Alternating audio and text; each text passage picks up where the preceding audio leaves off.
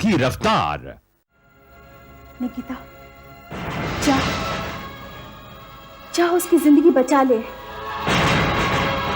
और तेरे अंदर जो तूफान है उसे शांत कर ले। अपना ले उसे निकिता। ये सिर्फ एक नहीं, 2 जिंदगियों का सवाल है। सहारा उसे भी चाहिए, सहारा तुझे भी पाना है। जा निकिता, जा जा।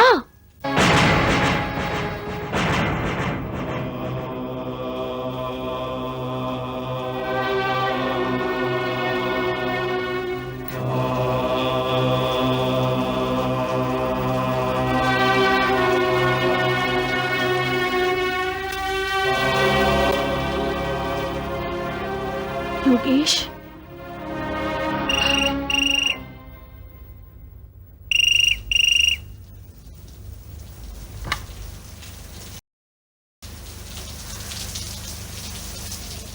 हेलो।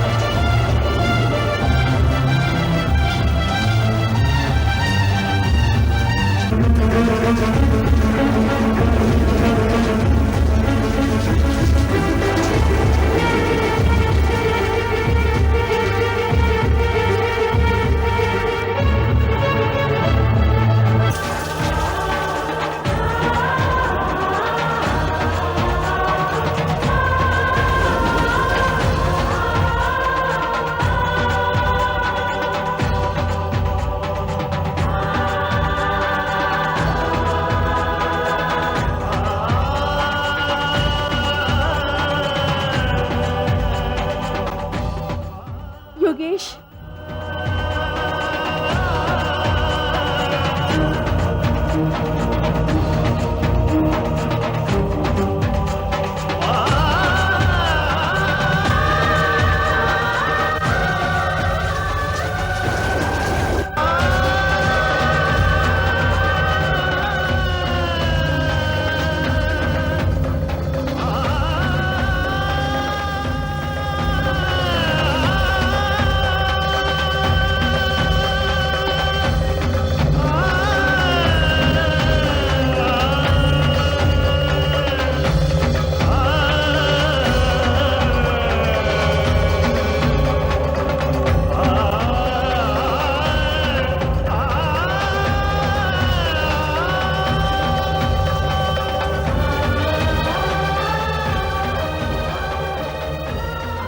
निकिता,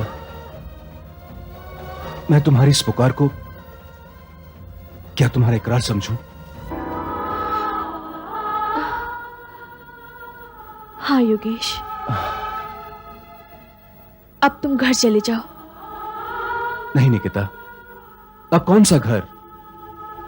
अब तो इस खुले आसमान के नीचे हम एक नई दुनिया, एक नया जहान बसाएंगे। देखो निकिता, तूफान थमने को है, बारिश रुक जाएगी और काले बादल छट जाएंगे। फिर चारों ओर चांदनी बिखरेगी और एक नया सवेरा होगा।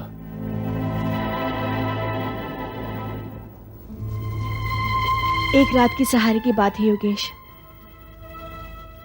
अंदर आ जाओ। मुझे तुम पर पूरा विश्वास है। तुम अपनी जिम्मेदारी अच्छी तरह समझते हो।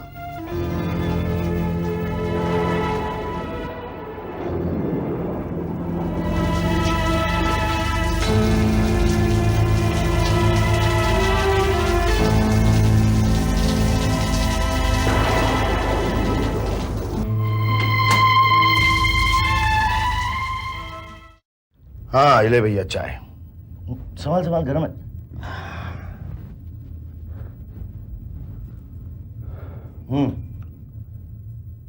तो आखिर निकिता ने तेरे प्यार को स्वीकार कर लिया? हाँ विशाल, मुझे मेरी तपस्या का फल मिल गया। मैंने निकिता को पा लिया। विशाल, मुझे पूरा यकीन था कि निकिता मान जाएगी। योगेश, जब तुझे पूरा यकीन था तो तू इस सगाई के लिए राजी क्यों हुआ? ना तो इतनी बदनामी होती, ना किसी की पगड़ी उछलती, ना तेरे घर वालों को बदनामी सहनी पड़ती, और ना ही संगीता और उसके मेहमानों को बेइज्जत होना पड़ता। क्या कुछ नहीं हो गया योगेश? आई डोंट थिंक तुझे इस सगाई के लिए राजी होना चाहिए था। विशाल, मैं बहुत मजबूर था। मुझे कुछ समझ ही नहीं आ रहा था कि मैं क्या करूं। फिर तू भी यहां नहीं था। मैं बात करता तो किससे करता? हाँ, एक बात तो मैंने तय कर ली थी कि मैं किसी और लड़की से शादी नहीं करूंगा। बस बा और डैड के सामने यह बात कहने की हिम्मत नहीं जुटा पा रहा था मैं। और हिम्मत की भी क्या बात है, दरअसल मुझे उन्होंने कोई मौका ही नहीं दिया। सब कुछ तो उन्होंने खुद ही तय कर लिया। लड़की उन्होंने पसंद की, सगाई की तारीख भी उन्होंने तय कर ली। बस मुझे एक बेजान चीज की तरह संगीता के सामने हाजिर कर दिया और उससे कहा कि यह है तुम्हारा होने वाला पति। अरे यार, शादियां ऐसी होती हैं क्या? जो भी हो योगेश, अगर तू चाहता तो तू ये रोक सकता था। क्या होता उससे? एक और झगड़ा, घर में एक और तनाव। झगड़ा ही हो जाता ना, है? तनाव ही पैदा होता ना। कम से कम घर के 4 लोगों के सामने तो होता। इतनी बेइज्जती तो नहीं होती तुम्हारी। तू हमेशा मुझे डांटता क्यों रहता है विशाल? जब देखो तू मुझसे चिढ़करी बात करता है। अगर तुझे मेरा बर्ताव पसंद नहीं है, तुझे लगता है कि मैं गलत हूं, तो मुझे बता दे, मैं चला जाऊंगा यहां से। अच्छा, कहां जाएगा तू? कहीं भी चला जाऊंगा विशाल, दुनिया बहुत बड़ी है। एक बात बता योगेश, तुझे मेरी बातें चुभनी कब से लग गई? कहीं ऐसा तो नहीं कि तेरी जिंदगी में निकट आगे आने के बाद मेरी कोई जगह ही नहीं रही? कैसी बातें कर रहा है तू विशाल?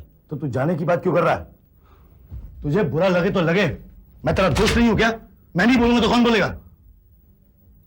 I'm sorry विशाल, मैं जानता हूं तू मेरी बहुत फिक्र करता है,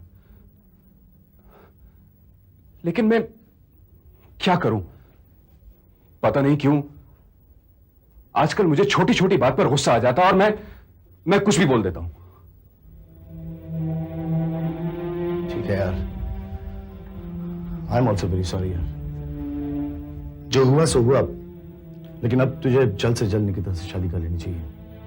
जब तक सिचुएशन कंट्रोल में है तब तक तुझे इससे शादी कर लेनी चाहिए। तुझे मालूम है सब लोग नाराज हैं, कभी भी कुछ भी हो सकता है। मैं तो कहता हूं आज ही शादी कर ले उससे। मैं सारी तैयारी कर लेता हूं, तू निकिता को ले आ। लेकिन विशाल, उससे पहले मुझे अपने मन का बोझ हल्का करना है। मैं संगीता के लिए बहुत ही गिल्टी फील कर रहा हूं। मुझे उससे माफी मांगनी है। लेकिन योगेश, पता नहीं वो कैसे रिएक्ट करेगी। उसका रिएक्शन चाहे जो भी हो विशाल, लेकिन उससे माफी मांगना मेरा फर्ज है। ठीक है, तेरी मर्जी, जा तू। मैं आता हूं।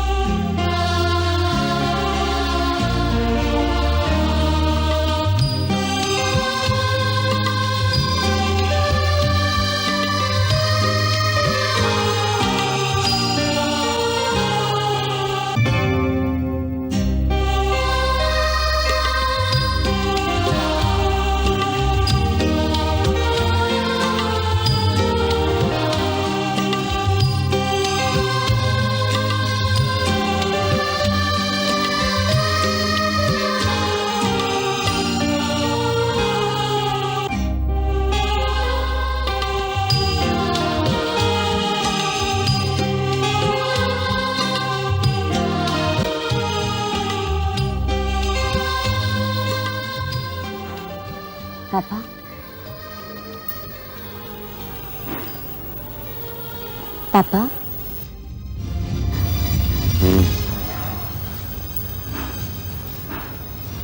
पापा सुबह से आपके लिए कई सारे फोन आ चुके हैं।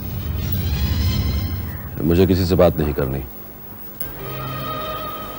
पापा, रात भर आप सोए नहीं और सुबह से इतना सोच रहे हैं। पापा, इतनी चिंता करना ठीक नहीं है। चिंता इंसान को खा जाती है। मुझे कोई चिंता नहीं है Mansi, I am all right. फिर इतनी सुबह यहाँ अकेले क्यों बैठे हैं आप? बस यूं ही।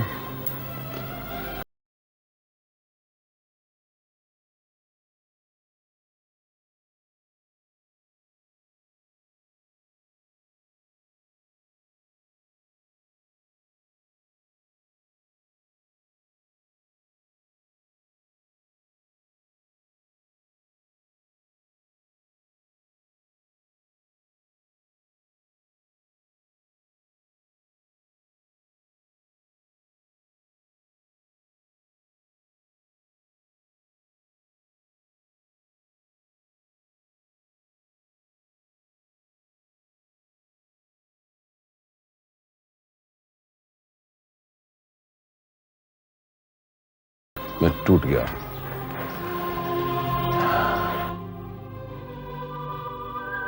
विलास और योगेश मेरे दो हाथ थे और आज मेरे हाथ नहीं रहे।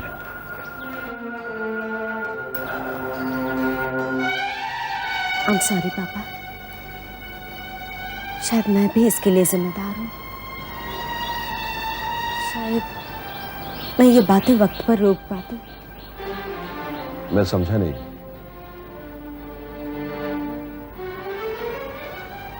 पापा, मैं जानती थी योगी भैया का निकिता भाभी की तरफ झुकाव है। भैया उनके घर जाया करते थे और जब भाभी यहाँ आती थी मैं नहीं बता सकती।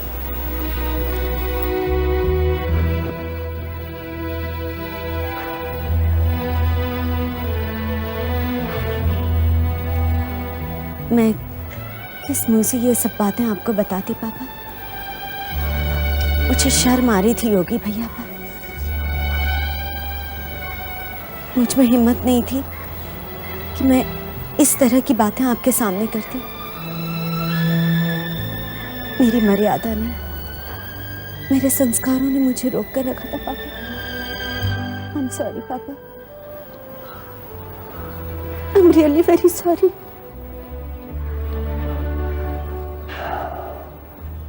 अब ये सब बातें करके क्या फायदा? हम सोचते हैं हमारे हाथ में सब कुछ है, देखा जाए तो कुछ भी नहीं है।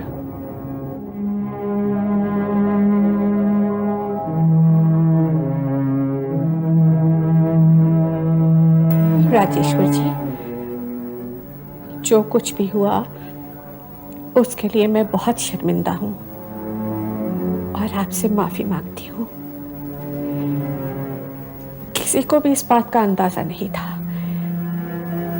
मैं आशा करती हूं आप बड़े दिल से हमें माफ कर देंगे।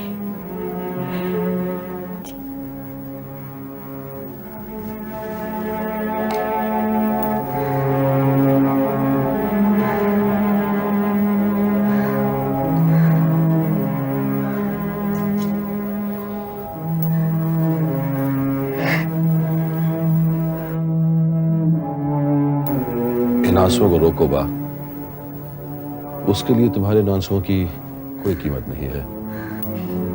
अपने दिल का दर्द जाया मत करो।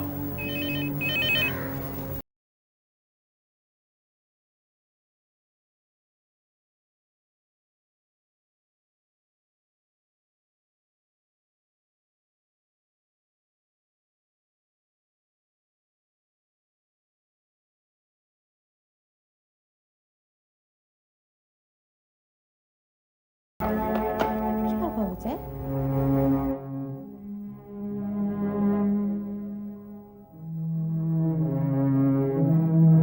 एक आखिरी उम्मीद थी, वो भी खत्म हो गई।